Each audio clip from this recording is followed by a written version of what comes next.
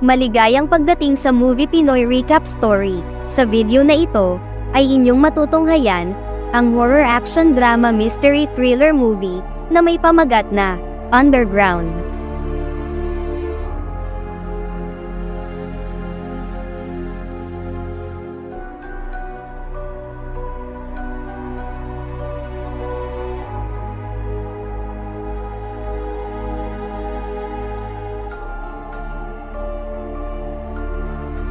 Sa pagsisimula ng pelikula ay makikita ang isang grupo ng mga sundalo na nagtungo sa lumang abandonadong pasilidad ng militar sa Amerika.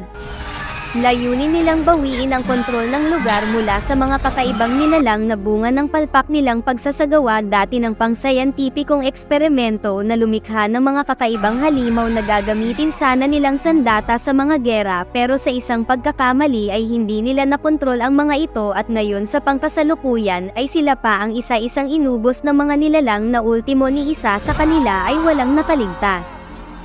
Sa paglipas ng 2 taon ay hindi naging malinaw kung bakit tila tuluyang nabaon sa pagkalimot ang nasabing lugar at ngayon ay ginawa pang lugar ng kasiyahan ang ibabaw na bahagi ng pasilidad ng mga pasaway na kabataang nagsasagawa ng mga walang kapararakang mga party at iba't ibang uri ng mga pagsasaya.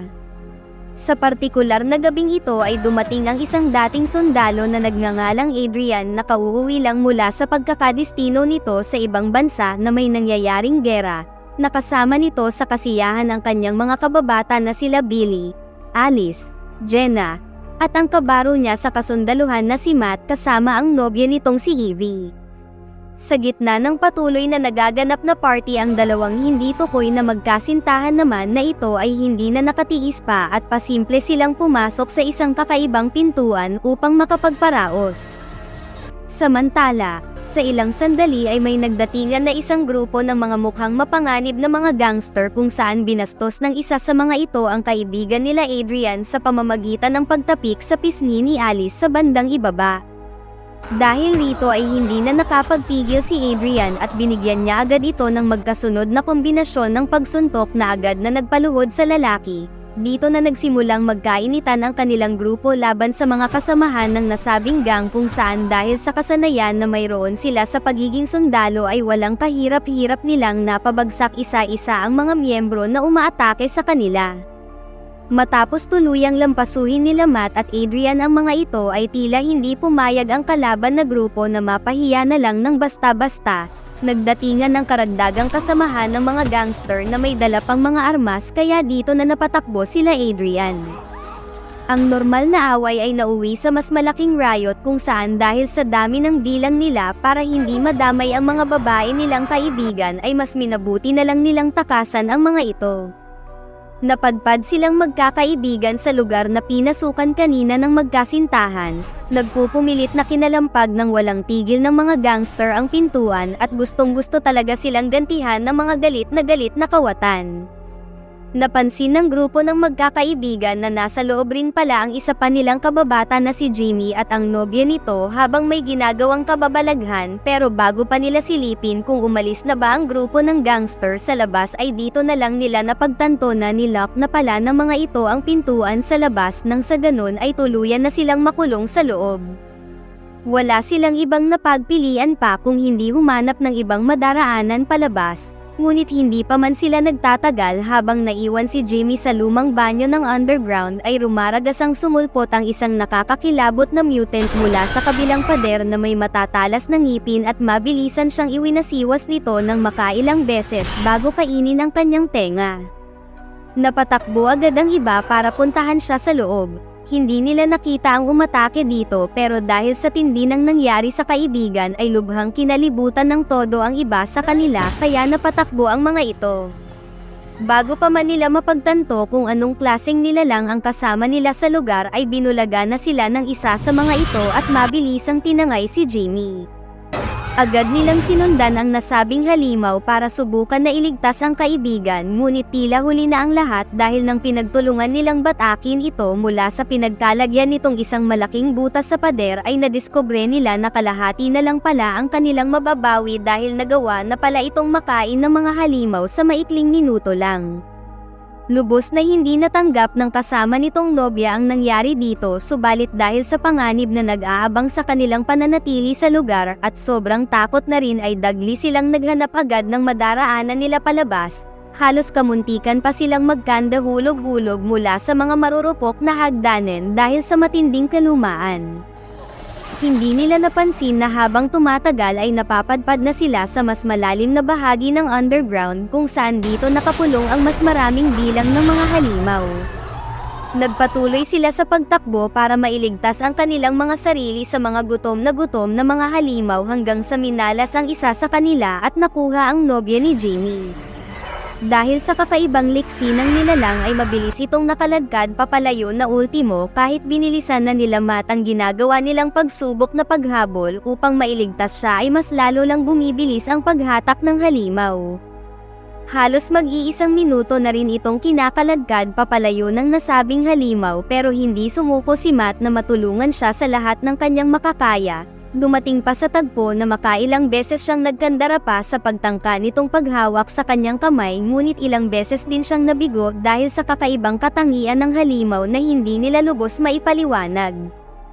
Hindi nagtagal ay tuluyan na itong nakalayo dala-dala ang babae. Walang nagawa sila Matt kung hindi mapasigaw na lamang sa isang butas habang pinagpipiestahan na ito sa isang sulok ng mas marami pang bilang ng mga kahindik-hindak na halimaw. Muli nilang ipinagpatuloy ang paghahanap ng daan paalis. Bawat segundo na lumilipas na nasa loob pa rin sila ng lugar na ito ay sobrang naging kritikal dahil anumang sandali ay pwedeng umatake ang mga nakakakilabot na halimaw at wala silang ideya kung paano maiiwasan ang mga ito. Habang tahimik silang naglalakad ay biglang nawala ng ilaw sa kanilang kinatatayuan at sa isang kisap mata lang ay bumulaga sa kanila ang isa na namang halimaw at tinangay papasok sa isang vent ang nobya ni Matt na si Evie. Hindi nag-atubili si Matt na sundan agad ang nobya niya sa loob.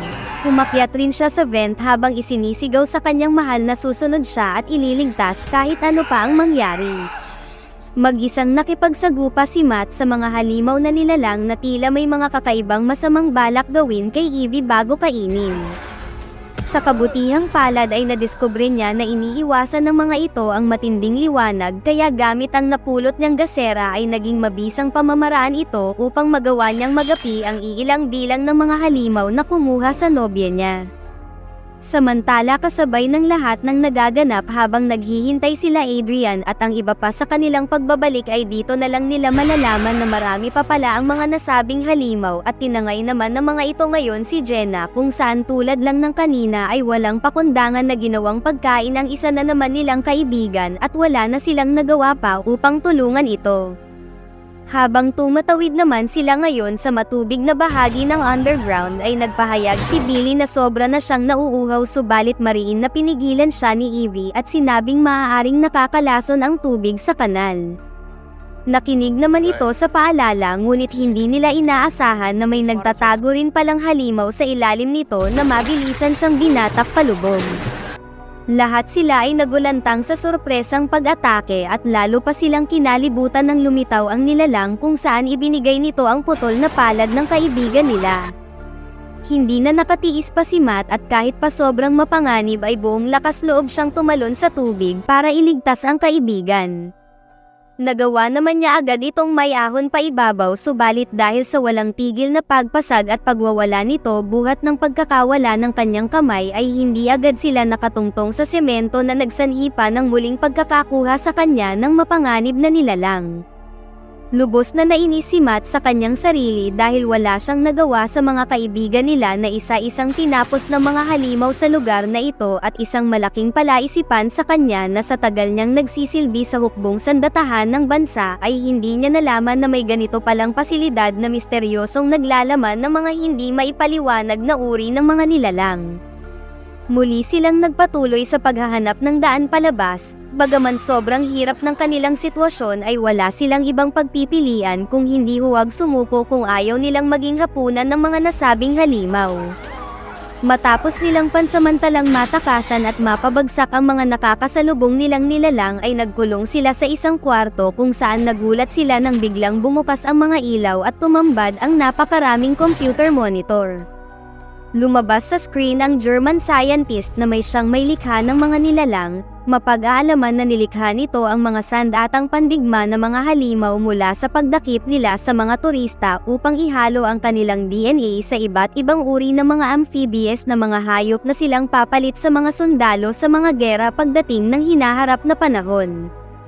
Hindi sila makapaniwala sa kanilang nadiskubre at bago pa man nila mapag-isipan kung anong sunod nilang gagawin ay biglang nawalan ng ilaw pasunod ng paglitaw ng mga halimaw sa kanilang eksaktong kinaroroonan na para bang alam ng mga ito na nandirito silang lahat. Dahil sa hindi nila alam ang kanilang gagawin at sa sobrang pagkataranta ay nagkawatak-watak sila kung saan nauwi pa sa pagkakataon na kinailangan na nilang lumaban upang mailigtas ang kanilang mga sarili. Mag-isang nakipagbakbakan si Adrian sa maraming bilang ng mga gutom na nilalang na pilit siyang kinukuyog. Magkatulong rin na nakipagsagupa ang magkasintahan na sila Matt at Evie habang si Alice naman ay mag-isang naligaw patungo sa isa pang kakaibang kwarto kung saan mabubunyag na nandirito pala ang nasabing German scientist na may pasimuno ng lahat. Habang patuloy na nakikipaglaban ng iba niyang mga kaibigan ay naging makasarili ang babae at nag-alok ito sa doktor na ibibigay niya ang kanyang mga kaibigan basta hayaan lang siyang makaalis ng lugar. Nakangisi na sumang-ayon ang scientist sa alok ng dalaga subalit hindi alam ni Alice na nililinlang lang pala siya nito. Sa isang sipon lang ng baliw na scientist ay isa-isang nagdatingan ang mga alaga niyang halimaw at dito na nila sinimulang tirahin ang traidor na ito bago tuluyang tapusin. Kalaunan ng maswerteng naubos nila Adrian at Matt ang mga halimaw na kanilang nakasagupa ay sakto na nagkita-kita silang muling tatlo. Subalit habang naghahanda na sila sa gagawin nilang paghahanap kay Alice ay sumulpot na ang scientist at sinabing hindi na nila kailangan pang gawin iyon dahil ginawa na itong pagkain ng kanyang mga alaga. Nang malaman nila ito ay agad na gumawa si Matt ng distraction para magkaroon sila ng pagkakataon na makatakas. Agad din naman silang hinabol ng mga nilalang kung saan sa pagkakataong ito ay hindi na sila tinigilan pa ng mga halimaw at dahil sa kanilang dami ay mapapansin na hindi na kinakaya pa ni Adrian na lumaban sa mga ito. Matapos mawalan ng malay saglit ni Matt ay tila nahilo ito ng sobra at napagkamalan pa niyang isang halimaw ang kanyang nobya na si Evie. Mabuti na lamang ay agad din naman na nahimasmasan ito bago pa niya tuluyang tapusin ang kanyang mahal. Hindi nagtagal matapos ang matinding pakikipaglaban ni Adrian sa mga ito ay nagawa niyang mailigpit ang mga nilalang na kanyang nakaharap ngunit ang kapalit nito ay kanyang sariling buhay. Napaiyak na lamang si Evie sa nangyari habang nagpapaalam na ito sa kanila. Ang huli na lamang nitong naihabilin ay dapat maging masaya sila sa kanilang pamumuhay kapag nakaalis na silang dalawa sa lugar na ito. Naging motibasyon ito nila Matt para hindi sumuko at patuloy na gumawa ng paraan para makaalis na sila sa sinumpang lugar. Habang patuloy silang sinusunggaban ng mga ito ay kasabay na makikita na lamang na sumapit na pala ang umaga at dumating ang isang pulis sa lugar matapos makatanggap ng tawag mula sa mga magulang ng isa sa kanila buhat nang hindi pa ito umuuwi mula sa nangyaring party. Maswerteng nahanap na rin nila Matt at Evie ang isang daanan palabas dahil sa sinag ng araw, tumambad sa kanila ang napakaraming buto ng mga naunang ninalas na naging pagkain ng mga nilalang. Ginamit nila ang mga ito para makaahon palabas sa isang butas. Sinubukan pa silang kuyugin at pagkakagat-kagatin ng mga halimaw pero mabuti na lamang ay sakto na narinig ng pulis ang nangyayari kaya lumapit ito sa butas para tulungan silang makaahon palabas. Sa kasamaang palad ay hindi naniwala sa kanila ang pulis na ito na may mga halimaw sa ilalim kaya ito ay nahatak pababa ng underground. Nakaahon pa ito saglit ngunit kalahati na lang ang natira sa kanya bago muling hatakin pababa ng mga halimaw na tila ginawa siyang almusal. Dagling ginamit ng magkasintahan ang sasakyan ng pulis patungo sa bahay ni Matt.